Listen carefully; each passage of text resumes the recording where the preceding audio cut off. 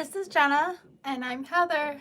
And this is Conspiracies Unlocked. And we are going over Paris Hilton's book, The Memoir, Chapter 4, pages 54 through 65.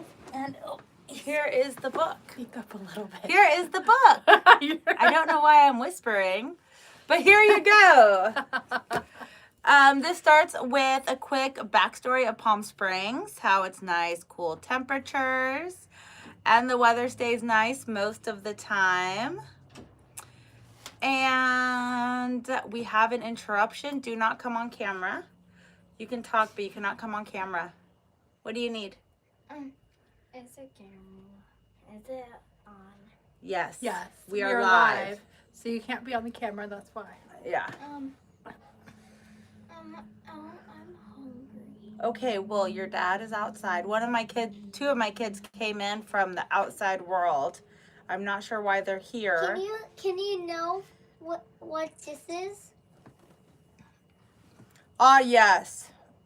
It looks like a car part. It's a car part? Maybe. But when I tell my dad, we go where is the bathroom? We have to go home and eat. Okay, go home and eat. No, I don't want to. Dude, I'm live on a YouTube live right now. I can't whip you up some right now. You have a dad outside. Usually my children are not here, but they're outside for some reason. They're here. And they need to go out of this studio. Bye. Sorry about that. So anyways. That's so funny. He's like, but if I tell my dad we're going to go home. He just doesn't want to go home. Yeah. So it starts with a quick backstory of Palm Springs, how there's like nice and cool temperatures. The weather stays nice most of the time, which is not entirely true because in the summer it is a desert and it gets to be like 100 and something degrees. I lived there once with my ex-husband for a little bit. In Palm Springs? Yeah. And it was ridiculously hot. And in parts of it, it also snowed up in the valleys. So that is not completely true. I remember being very hot and very disgusting. So I guess it depends on the time of year you go. Did you mention what she said about the surrounding area, though? The San Jacinto Mountains. She said that the surrounding area was hot like a frying pan.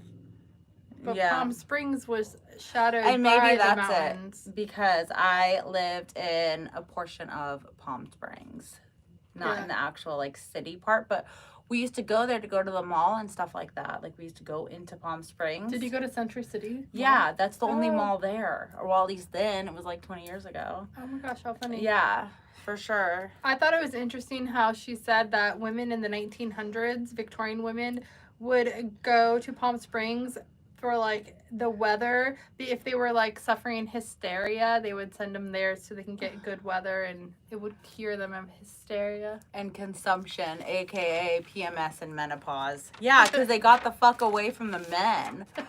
They sweated it all out. Gosh. And then Marilyn Monroe was discovered at a pool in Palm Springs in 1949. I love how everybody like always goes back to Marilyn Monroe. I've been listening to The Girls Next Level, obviously, for like years. And Holly Madison is always talking about Marilyn Monroe. And Paris Hilton just said in the last chapter how she cried when she read Marilyn's book. Yeah. So it's like very interesting that like, yeah, Marilyn Monroe died so young, but she made such an impact on all these like women that came after her. Conrad Hilton went to Palm Springs in the early 60s and built a luxury Hilton hotel with a 99-year lease, which is so interesting because people used to do that. I doubt you can get a 99-year lease anymore, but you used to be able to like have 99-year leases on things. Yeah, I've never heard of a 99-year lease. I have in the oh my god, what's it called? The Georgia Guidestones. Oh, remember they had the that's 99-year lease. It Yep, used to be a thing that people would do, so then that way they didn't have to like deal with it in their lifetime and hopefully not their kids' lifetime either. So it'd be like people who would have to deal with the lease being up, you don't even know who they are, so fuck them. They'd be like your great grandkids. So you're like, Yeah. whatever. You're just guaranteed you're just there. Yeah. So Paris arrived in the summer of 1995 to live with her mom's mom, who she so cutely named Graham, aka Graham Cracker. Yeah, I thought that was cute. Yeah, and I guess that Graham Cracker was very like always decked out in jewelry, diamonds. She was so much into just being herself. She was loud. She was just her. She's very glamorous. And sliving. She said that her Graham was the original sliver, like sliving her own life or whatever. She said Paris, I guess, made up that word. She invented it at a Halloween party when she was trying to say, that's slaying and living your best life. And sliving came out. Yeah, I thought that was really cute. Yeah, and so then of course everyone laughed and Paris was like, well, I'm trademarking that shit. Like, dude, she's gonna monetize on anything she can. And it's funny because when she talked about when the saying like that's hot, yeah, that was from high school. Yeah. And then this is going back to around that same time because she moved in with her grandmother. She was like what, 14? Well, yeah, but I don't think that she was sliving then. She was out in clubs. Like it was later on. Yeah. I've heard her talk about it before. She was like this was more like almost more recent. Like she was like almost late 20s, early 30s when she came out with sliving. Oh, okay. But what it means is just a movement and a lifestyle. That's sliving. And Graham was the original sliver, and she taught Paris what style and strength was and how they go together. To work hard and be independent. Don't let a man tell your life. You're a star. And some boy was mean to Paris, and her grandma called the boy, cussed him out, and was like, you pimple-faced motherfucker. If you come near my granddaughter again, I'm going to fucking kill you, or whatever she said. When summer was over, Paris stayed with Graham, and her mom enrolled her into a prep school in Rancho Mirage, which is about 30 minutes away from Palm Springs City. But Rancho Mirage is, I think it's closer than that. Maybe back then they didn't have like the right roads or something, because I was like less than 30 minutes and I was like in the outskirts of Palm Springs. I've never been to Palm Springs. And Rancho Mirage is like, literally, it's like Cathedral City, Rancho Mirage. They're all like right there. Yeah, Desert Hot Springs, Moronga Valley, Yucca Valley, Joshua Trees, or 29 Palms and Joshua Tree, and then you're getting off into other things. Anyways, meanwhile, while Paris was in Palm Springs and living her best life, her family up and left and went to New York. And she was like super sad because she's 14. She needs her mom. She misses her family. She missed out on all this family time. Her brother's growing up. She, like, her little brother, like, one of them was still, like, a toddler. And then the other one was, like, 8 or something. Like, they were very, like... So but they actually moved to New York. They moved. That's what I was saying, that they moved to New York. Well, you said, like, they up and left, but, like, they actually they moved. Yeah. They up and left and moved to New York and stayed at the Astoria Waldorf Hotel. And Paris was like, I'm not a bad kid. She was mouthy. She did like normal 14-year-old teenage shit. Mm-hmm. But she never did alcohol or drugs. And like, she just felt like they banished her. And she really missed out on all that bonding time of watching TV with the family and, you know, coming home from school and just like fucking off, family dinner, like all that. And so she did what people who don't have a family do. She made her own family. And Graham was her family, and that was that. A psychic once told Graham that this little girl would be super famous, super photographed, like the most photographed girl in the world, that she would be a star one day when Paris was like either not born yet or a baby. Yeah. And so Paris just kind of took what the psychic told Graham, and Graham told Paris, like, she just kept it with her forever. And when she was 14, she was not allowed to wear makeup, go on dates, go to the mall. But then she moves in with Graham, and Graham talked to Paris and was super real when it came to boys' bras and makeup, where all that was totally condemned with her mom. Her mom was like, oh, no, we can't talk about that. Oh, no. But she needs to be talked to like that, because when you're not, you get a kid like me. Like, my mom never talked to me about any of that shit. And I wasn't a good kid. So... But Graham let her dye her hair blonde, do makeup, pluck her eyebrows. My mom didn't even let me wear like eyeshadow when I was 14. I wore eyeshadow since kinder because I was in dance, ballet, tap, and jazz for 8 years. So I would wear like stage makeup. But then I remember in third grade specifically, like I used to put makeup on. My sister is 5 years older than me. So she would do my makeup before, like she would be doing her makeup. And I'd be like, I'm going to put makeup on. So she'd do like a little bit of eyeshadow and stuff. And I remember in third grade, the teacher like talked to my mom after school and said something about like, do you know she has eyeshadow on? My mom's like, yeah, her sister put it on her. And she was saying that the teacher didn't want me to wear eyeshadow to class. And the thing is my sister put it on nice. I remember it was blue because this was like the 80s. And it was just like light blue eyeshadow. And the teacher didn't want me to have it. And my mom's like, no, she can wear it if she wants. Like, I don't care. And I was like the girl that was rebelling in third grade wearing blue eyeshadow. Yeah, but in reality, your mom's like, I don't fucking care. Yeah. It's not like you were sneaking it on in the bathroom. Yeah, I mean, you should see like stage makeup. Stage makeup is like kind of like makeup I have on now in a sense. Like I have a lot of fucking makeup on, but on camera it doesn't look like I have as much on as I do. And that's because it'll show up on the camera. Same thing when you're on stage. Yeah. You have to do everything more so the people in the back can see you. Yeah. That's how it is. So she wasn't, she was allowed to finally go to the mall on the weekends, date, go to parties, have friends over. Paris didn't have to sneak out anymore to go have fun. She was allowed to now. Yeah. But Graham did set boundaries, and when she did, she meant them. Paris's first boyfriend was Randy Spelling. Yes, that Spelling. Tori Spelling's brother and Aaron Spelling's son. They lived in a 56,000 square foot mansion with like a bowling alley, a pool, like all this nice shit. Movie theater. So that was just one of the perks of dating Randy Spelling. And remember that 90210 was one of her favorite shows, and she had rats named after all the characters. Yeah. So she probably had one named after Tori Spelling. Yeah. Because she was on 90210. Yeah, for sure. She was still a virgin though. Paris was going to save herself for her husband. She had a very Catholic view on virginity. Randy Spelling rented a party house with a bunch of friends, and she told Graham that she was just staying at a friend's house, when in reality she was at a bungalow with Randy at a party in Palm Springs, literally across the golf course. And when Graham found out, she was fucking pissed. How she found out? Paris said, I'm staying at Crystal's house. And Graham and Crystal's mom were like BFFs.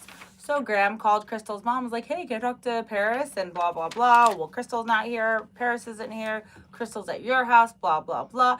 And suddenly, however she pulled the little string she pulled, she figured out where Paris was and came knocking on the door. So Paris grabbed her shit, ran out the back, jumped the fence, landed in the golf course, ran across the green of the golf course, straight to Graham's house, and back in through her window and pretended like she was there the whole time. That's what she always does. Yeah, and she tried to be like, oh no, we were somewhere else. Me and Crystal, we were there. We were just in the guest house. We were there. And it was not working for Graham. She tried to backpedal the fuck out of it, but it did not work. She said, and then do you have anything else about that? No. Okay. I just had little details like they were chilling in the jacuzzi and that kind of stuff. Yeah. It was like a 90210 party. Mm-hmm. But some weekends Paris went back to Hollywood and stayed with Papa and Nanu, and she got to go to the mall with her friends. She met older guys, and she traded pagers. I mean, they're in high school. They were older than high school, but so she felt all cool. But she was adult, quote unquote, because she has a pager. She's in high school. She's so cool. Everything's great. And then they invited her to the apartment, to the dude's apartment, and she's like, that's fine. Yeah, let's go. That's fine. Well, then they try to give her a wine cooler, and she's like, no, it's okay. I'm good. And they're like, come on, take a sip. It doesn't taste like alcohol, blah, total peer pressure. She takes a sip, and everything goes hazy, and she was definitely like drugged. She was almost certainly raped, and she blacked out. She was unconscious. She woke up a few hours later, totally like, what the fuck? having memories of somebody holding like a weight on her and holding her mouth saying it's just a dream, it's just a dream, it's just a dream. And when she woke up, she was trying to leave, and the guys were like, "Oh, did you dream anything weird?" Acting all Yeah, that shady. was weird. Yeah. So after that day, Paris was just like super moody and was just, like she was just in a like just bleh. And her brain was all jumbled for a few days after that. Eventually, at 15, she got peer pressure again from Randy's friends who said, "Well, Randy's gonna go cheat on you if you don't like do something with him soon." So she finally lost her virginity to Randy Spelling. At least that's the story she wanted to believe. And until recently, she kept the truth deep down in her soul. She didn't want to tell anybody. She just recently told Carter, and she says that maybe it's because she got old enough to realize that everything was all connected, and that it is what it is, and that this really shaped her life in some way and who she became, and that it's just it's all connected, and it's part of who she is and her story. And even Randy was almost 19 and she was only 15. Did you say he was almost 19? No, I didn't see that part. Yeah, he was almost 19 years Wow. old when they were his friends were pressuring her. Wow. So that was even weird. That was. So 2 out of 3 sexual assaults go unreported. And that's because our culture has like a serious issue with victim blaming and thinks that the girl must be stupid, the girl must be a hoe, the girl was asking for it, the girl was wearing skanky clothes, the girl she's stupid. Then all of a sudden her quote unquote porn came out, which was recorded as a minor, released and monetized against her will. She wasn't a minor though. She was over 18 but under 21. I thought when it was released, she was over 18, under 21. When it was recorded, she was only like 17. No, she said that she wasn't old enough to drink alcohol. Yeah. But she was 18. She was between 18 and 21, but I don't know the age. Well, either way, everybody, the news outlet, like everybody came down on her. It's your fault. You did this. Da, da, da, da. Nobody even cared about the people that were copying it and distributing it. Nobody cared about the person that filmed it. That set her up to film it. Nobody cared about any of that. They were all just like angry at her and coming down on her, and that's fucked up. They should be coming down on the people who are passing it out, who are watching it, who are making money off of it. Yes.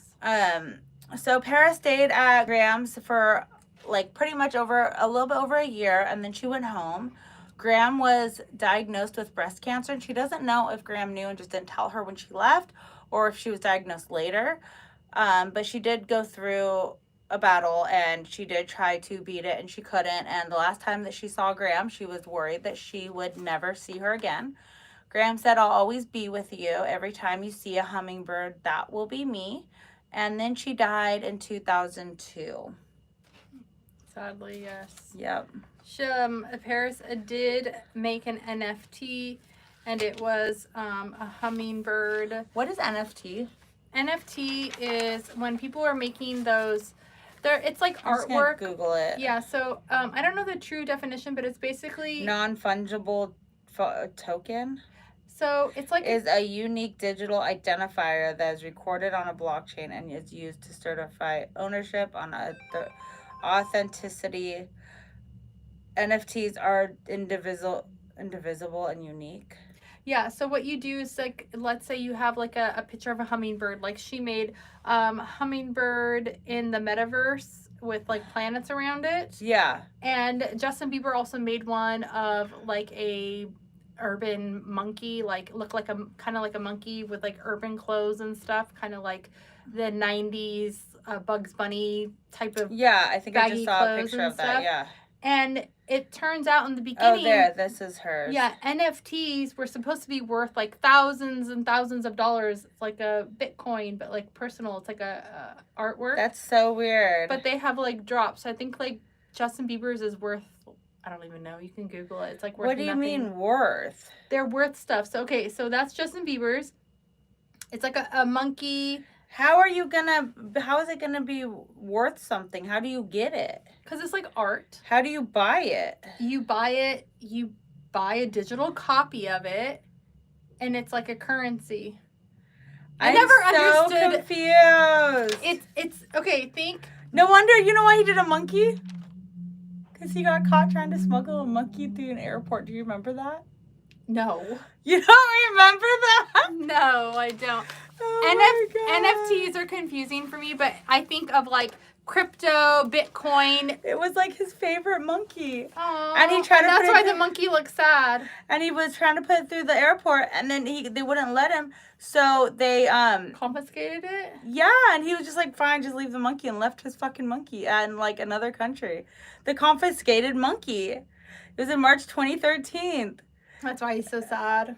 It was in Germany. Yeah. And they had to leave it in Germany. So I look at the NFT as like I can't believe you don't know that. You love Justin. I know I love Justin, but I don't know everything about him. It's like art mixed with crypto, mixed with like Bitcoin. That's crypto, so weird. art. I don't know. get it. I never really understood why it was so. People Why- thought NFTs were going to be worth like millions of dollars. I don't get it. Yeah, I don't know. So that is Paris Hilton, Chapter 4.